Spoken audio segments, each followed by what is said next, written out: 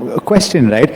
When you're talking about some of these applications and platforms, the moat that they have is first mover advantage, certainly, in the ability to have really precise, in certain cases, formulations where they have geotagging, various other things, and I'm talking obviously about delivery platforms, etc. Right?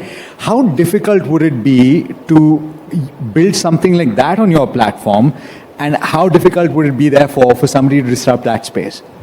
Yeah, I think software development is going to become super easy, and I think by end of the year, I feel like people will be able to create like an app like Dunzo, on Emergent with just a prompt. Whoa! And I mean, you can see the pace at which sort of software coding agent acceleration is happening right now. I feel that by, I think cost of software is going to get commoditized pretty fast. And what's going to sort of be, the edge is going to be your taste, like the ideas that you have, how fast are you able to distribute, how fast can you experiment, right? And I think people are going to move to more and more complex sort of. A year. Less than a year, yes. Less than a year. Less than a year. The real question is, will I be able to build the app on Emergent faster and sooner than my delivery comes on an app like Dunzo? I think for most apps, yes. Yeah, simple apps, yeah.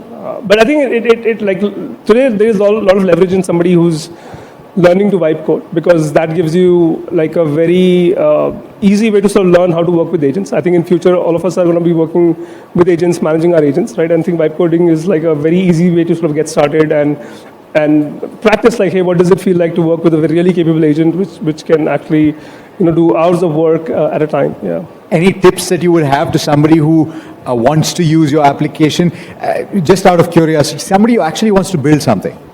Yeah, so we have a lot of builders on the platform today. I was talking to somebody from Pune yesterday, and he had his startup shut down because he they ran out of money, and they went to a dev shop to actually buy to build a new software that they wanted to build.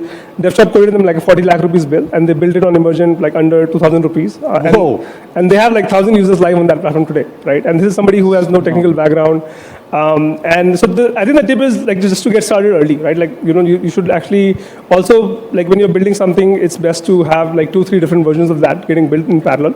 So you can actually see the differences and learn from the output that you're getting. Also, if you generally, I would say, let's start with the hardest thing first, right? So that you have the core problem cracked before you build on the other things. And I mean, I think those two things are easy for people to get started now. Yeah.